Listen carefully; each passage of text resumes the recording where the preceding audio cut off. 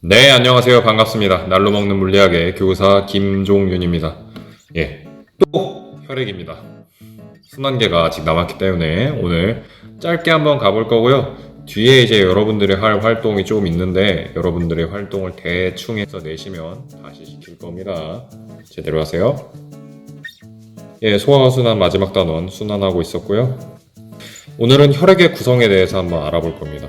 그럼 순환계의 구성 요소는 총 3가지가 있었죠. 심장과 혈관과 혈액, 이렇게 총 3가지가 있었어요. 이 중에 혈액이 어떻게 되어 있는지에 대해서는 아직 얘기하지 않았어요. 그래서 오늘은 혈액의 구성 성분에 대해서 이야기를 해볼 겁니다. 아직 헌혈을 해본 친구는 없을 것 같고, 좀 드라마나 이런 데에서 피를 뽑는 장면 같은 거 보면은 이렇게 생긴 물건이 나와요. 이게 뭐냐면은 원심분리기라고 하는 물건이에요. 우리가 굉장히 빠른 속도로 회전을 하게 되면은 이렇게 바깥쪽으로 쏠리는 것 같은 이런 원심력을 느껴볼 수 있어요.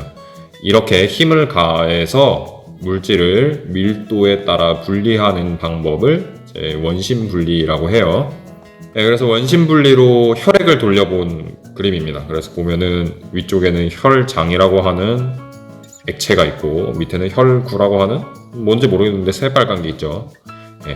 밀도가 더 큰 게 밑으로 가라앉아서 그렇습니다. 그래서 상대적으로 밀도가 낮은 혈장의 경우에는 위쪽으로 떠올랐고 밀도가 높은 혈구는 아래로 가라앉은 거죠. 일단 혈장과 혈구가 뭔지부터 좀 설명을 해보면 일단 혈장입니다. 혈장은 한자로는 이렇게 써요. 피혈자랑 즙장자를 씁니다. 말 그대로 피에서 나온 즙이에요. 대부분 물로 되어 있고요. 영양소가 녹아 있어요. 그래서 여기에 조직세포로 이제 영양소들을 운반을 하는 역할을 해줍니다. 그리고 단순히 그냥 조직세포로 운반만 하는 게 아니라 거기 있는 이산화탄소와 노폐물을 제거해서 갖고 나오는 그런 역할도 해주게 됩니다. 혈장이 없으면은 할 수가 없는 일이죠. 그래서 헌혈을 할 때 혈장만 따로 헌혈을 할 수도 있습니다. 다음으로 혈구입니다. 혈구는 세포들이에요. 모양과 기능에 따라서 총 3가지 적혈구, 백혈구, 혈소판이라는 것으로 되어 있습니다. 그래서 보면은 혈구 해서 공구자를 써요. 피로 만든 공 같은 게 잔뜩 있다는 거죠. 피로 되어 있는. 혈구에는 다시 살펴보면 그 안에 적혈구와 백혈구, 혈소판이 있다고 그랬는데 그림으로 나타낸 것이고요. 각각 어떤 특징을 가지는지 하나씩 살펴보도록 하겠습니다. 첫째로 적혈구입니다. 적혈구는 말 그대로 붉을 적자를 써서 적혈구예요. 그래서 붉은색 색소인 헤모글로빈이 들어있습니다. 꼭 기억해 두시고 가운데에 핵이 없어요. 그렇기 때문에 안쪽에 핵이 있어야 될 부분이 파여 있어서 오목한 원반 형태입니다. 이렇게 보면은 약간 도너츠 가운데 파진 것처럼 생겼죠. 이런 모양을 띠고 있습니다. 혈액에 들어있는 구성 성분 중에 제일 양이 많습니다. 그래서 약 500에서 600만 개 정도의 적혈구가 밀리미터 세제곱 안에 들어있다 그래요. 무슨 말이냐면은 여러분들 1mm를 한번 자로 재볼래요?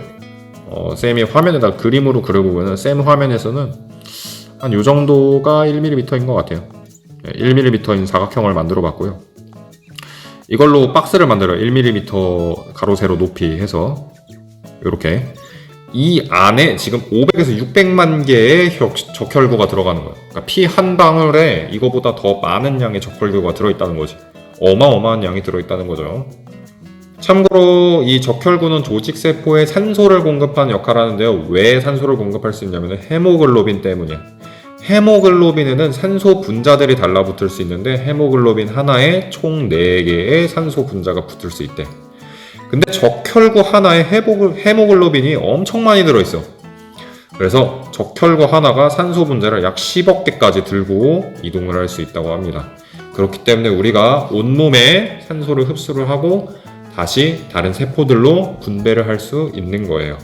참고로 이 헤모글로빈을 만들 때 처리운이 꼭 필요합니다. 그래서 이제 여학생들 중에 생리를 한다거나 아니면 빈혈이 심한 친구들은 철분을 먹어야 된다고 하는데 왜 그러냐면은 이 혈액에 들어있는 헤모글로빈의 양이 충분해야 산소를 충분하게 옮겨줄 수 있기 때문에 그래요. 됐죠? 다음 백혈구입니다. 백혈구는 혈구 안에 들어있는 친구들, 세 친구들 중에 제일 크기가 큰 친구예요. 가운데 핵이 들어있고요. 개수는 그다지 많지 않아요. 약 5,000개에서 10,000개 정도로 가장 적은 양이 들어있습니다. 하지만 다시 1mm짜리 이 박스를 생각을 해본다면 여전히 많은 개수이긴 합니다. 상대적으로 적다는 거죠. 백혈구는 아주 중요한 일을 하는데요. 뭐냐면은 세균을 잡아먹어. 요거를 균을 먹는다. 그래서 식균작용이라고 불러요. 백혈구는 식균작용을 하기 때문에 우리 몸속에 들어와 있는 어떤 세균 같은 것들을 죽여줄 수 있게 됩니다. 이 과정에서 우리가 열이 나기도 하죠. 그래서 감기 걸리면 열 나잖아, 그지? 다음으로 혈소판입니다. 혈소판은 혈구에 있는 애들 중에 제일 크기가 작아요. 특정한 모양이 없고요. 핵도 없어요. 개수는 약 25만 개에서 40만 개 정도가 역시 이 1mm 제곱, 세제곱 안에 들어있다고 해요. 역시나 많은 양이 들어있죠. 혈소판은 무슨 일을 하냐면은 상처 부위의 혈액을 응고시켜요. 막 혈소판이 이제 상처가 나서 이렇게 파였어. 여기로 이제 막 피가 나겠지, 그지? 그 피에 들어있는 혈소판들을 이렇게 여기에 집합을 해요. 그래서 벽을 만드는 거야. 얘네들이 벽을 만들어서 응고가 되어서 최종적으로 나중에 딱지가 생기고요. 그 딱지 덕분에 우리는 출혈이 멈추게 되는 거죠. 이해됐죠? 그래서 총 3가지의 혈구에 들어있는 식구들을 살펴보았습니다. 적혈구, 백혈구, 혈소판이었어요. 각각 적혈구는 산소를 운반하고 백혈구는 식균작용을 하고 혈소판은 상처를 응고시킨다는 사실을 배웠습니다. 자, 이러한 내용을 바탕으로 혈구를 이용한 캐릭터를 만들어 볼 거예요. 각각 적혈구, 백혈구, 혈소판을 캐릭터로 그려주시고요. 여러분들이 이렇게 그렸을 때 적혈구와 백혈구와 혈소판의 특징이 반드시 그림 안에 드러나야 됩니다. 그리고 옆에다가 설명도 써주세요. 참고로 이라는 세포라는 일본 만화가 있어요. 이 일본 만화에도 보면은 이 왼쪽 친구가 적혈구고요. 오른쪽 친구가 백혈구래요. 그래서 보면은 적혈구와 백혈구의 특징이 드러나게 그림이 구성되어 있는 걸 볼 수 있습니다. 궁금한 친구들은 작품 찾아서 감상해 한번 해보시고요.